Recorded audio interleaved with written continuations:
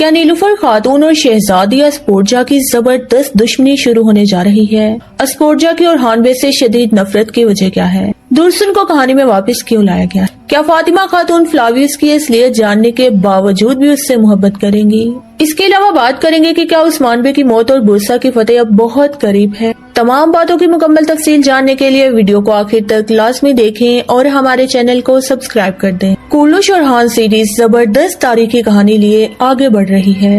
نئے تاریخی کرداروں کی آمد سے کہانی بدل رہی ہے، مگر دلچسپ واقعات مداحوں کو حیران کر رہے ہیں۔ اب جہاں فلاویوس اور فاطمہ کے پرتجسس واقعات نے سب کو متوجہ کر رکھا تھا، اسپورجا کو لا کر یہ بہاؤ بدلنے کی کوشش کی گئی ہے۔ سب کو معلوم ہے کہ شہزادی اسپورجا مستقبل میں عثمانیوں کی بہو بنے گی، مگر اس کا تکبرانہ انداز سب کو حیران کر رہا ہے، اور وہ اورہانبے کو نیچا دکھانے کے ساتھ ساتھ ان سے دشمنی پر بھی اتر آئی ہے۔ اورہانبے اسے دشمنوں سے بچا رہے ہیں، مگر وہ اندھی نفرت میں اورہانبے کو ہی نشانہ بنا رہی ہیں۔ گزشتہ قسط میں قبیلے میں اس کا غرور تو ایک طرف، اس نے عثمان بے کے ساتھ کھانے پر بیٹھ کر بھی نفرت اگلنا بند نہیں کی۔ اس سے قبل ہم نیلوفر اور کئی بازنطینیوں کو عثمانیوں کا مہمان دیکھ چکے ہیں، مگر اسپورجا کا رویہ تو سب سے مختلف ہے اور ابھی یہ مزید شدت اختیار کرے گا۔ اس کی وجہ بھی ہم آگے چل کر آپ کو بتائیں گے۔ نیلوفر خاتون اور اسپورجا خاتون کی جڑپوں پر بات کرنے سے پہلے سب سے سسپینسفل سین فاطمہ اور فلاویوس کی طرف آئیں تو مداح بہت حیران ہے کہ اکچورا کا راز کیا افشاں ہو چکا ہے۔ اگر ہاں تو فاطمہ خاتون اس کے ساتھ کیوں ہیں؟ کیا دونوں میں سے کوئی کسی کو جال میں پھنسا کر دھوکہ دینے کی تیاری کر رہا ہے؟ ویورز، یہ تو صاف ظاہر ہے کہ فلاویوس کا راز اب کھلنے کے بہت قریب ہے، لیکن وہ پھر سے اکچورا بن کر سوگوت آیا، یہ سب جاننے کے باوجود بھی کہ سوگوت میں اس کے خلاف گہرا تنگ ہونے والا ہے۔ ایک تو عثمانی شہزادوں کے ساتھ اتحاد کی وجہ سے وہ بیس بدل کر سوگوت میں ان سے ملتا ہے، دوسرا وہ فاطمہ خاتون کو اپنے پیچھے جنگل تک لے آئے گا، اور دوسری ہی طرف ہیکٹر نے فلاویوس کو کوئی ذمہ داری دی ہے، جس سے یہ واضح ہوا کہ گزشتہ قسط کے آخر میں جو سین تھا وہاں فلاویوس نے اورہانبے کو بچانے کے لیے اپنے پلان پر کمپرومائز نہیں کیا اور اورہانبے کی مدد کے لیے کوئی اور پہنچا ہے، مگر فلاویوس نے کسی حد تک ہیکٹر کے سامنے اپنی وفاداری ثابت کی ہے، اسی لیے وہ فلاویوس کو نئی ذمہ داری سونپ رہا ہے، اور وہ بھی کسی کی جان لینے کی۔ ظاہری سی بات ہے وہ فاطمہ خاتون کی جان تو نہیں لے گا، مگر یہاں دوہرا کھیل چل رہا ہے۔ علاؤالدین بے اور فاطمہ خاتون سوگوت کی حفاظت کر رہے ہیں۔ علاؤالدین بے نے کہا کہ وہ کسی کے لیے جال بچھا چکی ہیں، ایسے میں فاطمہ خاتون اکچورا کے پاس پہنچ چکی ہیں۔ ہیکٹر اس سے پہلے بھی فاطمہ خاتون اور یکت بے کو پکڑنے کی کوشش کر چکا ہے، مگر فلاویوس کو یہاں شاید شہزادی اسپورجا کے حوالے سے ذمہ داری ملے، لیکن وہ فاطمہ خاتون کو تو ہرگز نقصان نہیں پہنچائے گا، اور جس کی جان لینے کا ذمہ ملا ہے یہ خبر وہ اورہانبے تک پہنچا کر اسے پہلے ہی بچا لے گا۔ خیر، فلاویوس کا نقاب اترنے میں چند لمحوں کی دوری ہے۔ اب حلیمہ خاتون بھی اس تاجر کا چہرہ دیکھ چکی ہیں، علاؤالدین بھی اسے بدلے ہوئے بیس میں دیکھ چکے ہیں، اور فاطمہ خاتون جو اکچورا کا پیچھا کر رہی ہیں جلد اس کا نقاب اتار کر بڑے جھٹکے کا سامنا کریں گی، لیکن دوسری ہی طرف وہ یکت بے سے شادی کا صاف انکار کر رہی ہیں، یعنی دونوں صورتوں میں ہی فاطمہ خاتون کی محبت فلاویوس کے لیے کم نہیں ہے، پھر چاہے وہ اکچورا ہو یا فلاویوس۔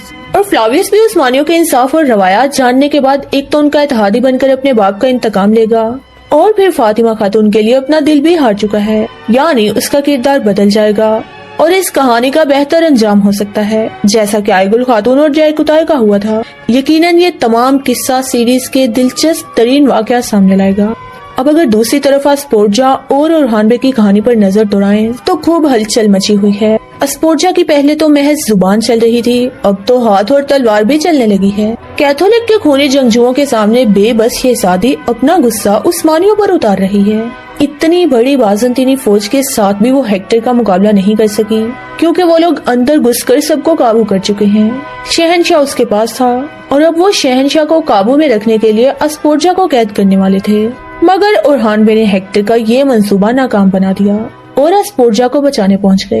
اسپورجا نے اس نیکی کا صلہ اورہانبے پر خنجر کا زبردست وار کر کے دیا، اور اس کی نفرت مزید بڑھ گئی، کیونکہ اورہانبے اسے زبردستی اپنے ساتھ قبیلے لے آئیں گے، جہاں وہ تیش میں اورہانبے پر ہاتھ اٹھانے کی بھی کوشش کرتی ہے۔ نیلوفر خاتون اور اورہانبے اس کے مہمان ہونے کا لحاظ کر رہے تھے، مگر اب شہزادی اسپورجا اپنی بدتمیزیوں کا بدلہ پائے گی۔ نیلوفر خاتون نے اسے قید والے خیمے میں رکھنے کا حکم دیا ہے، ایسے اسپورجا خاتون کی عقل تھوڑی سی ٹھکانے آئے گی۔ یوں بھی کسی بھی نئے ترک جوڑے کا شادی سے پہلی ملاقاتوں میں ٹکرانا عام ہے، اور خاتون کا خنجر سے وار تو ایک ترک روایت معلوم ہونے لگی ہے، جس کا سلسلہ چلتا ہی جا رہا ہے۔ یوں تو نیلوفر خاتون بھی ماضی میں ایسا کر چکی ہیں۔ خیر اسپورجا کے چونکہ اورحان بے کے ساتھ کوئی شاندار سی لو سٹوری نہیں ہے، اس لیے اس کہانی کا تجسس ان کی دشمنی سے ہی ہوگا۔ یوں بھی یہ شادی بالکل سیاسی ہوگی تو ایسے واقعات زیادہ حیران کن نہیں ہیں۔ اور پھر بورسا کی طرف عثمان بے کی چڑھائی شہزادی کے مزید غصے کی وجہ ہوگی۔ آخر میں بورسا کی فتح پر ہار مان کر بازنطینیوں کے اتحاد کے لیے شہزادی کی شادی اورحان بے سے کرنا ہوگی۔ یہ واقعہ بھی اب لمبا چلے گا، ایسے میں اسپورجا کا یہ غصہ بڑھتا ہی جائے گا اور آخر میں اسے ہار تسلیم کرنا ہوگی۔ اورحان بے کچھ چرواہا بولنے والی شہزادی ان کی بہادری قبول کرے گی اور عثمانیوں کی دلہن بنے گی، مگر فی الوقت یہ سب واقعات نیلوفر خاتون اور اسپورجا کے زبردست ٹکراؤ دکھائیں گے۔ جیسے جیسے بورسا کی فتح قریب ہوگی عثمان بے کی موت کا بھی ذکر ہوگا، اور عثمان بے نے اورحان بے کو پہلے نشیز دیکھ کر اپنا آخری فرض تو پورا کر دیا اور اب بورسا میں خود کو دفن کرنے کے حوالے سے اپنی آخری وصیت بھی کر رہے ہیں۔ ادھر عثمان بے بورسا فتح کریں گے، ادھر عثمان بے وفات پا جائیں گے، جس کے بعد اورحان بے انہیں بورسا میں ہی دفن کریں گے۔ ویورز ان سب واقعات کے بارے میں اپنی رائے کا اظہار کمنٹ باکس میں ضرور کریں۔ ویڈیو اچھی لگے تو اسے لائک اور شیئر کریں۔ آج کی ویڈیو میں بس اتنا ہی، ملتے ہیں کسی نئی ویڈیو میں، تب تک کے لیے اللہ حافظ۔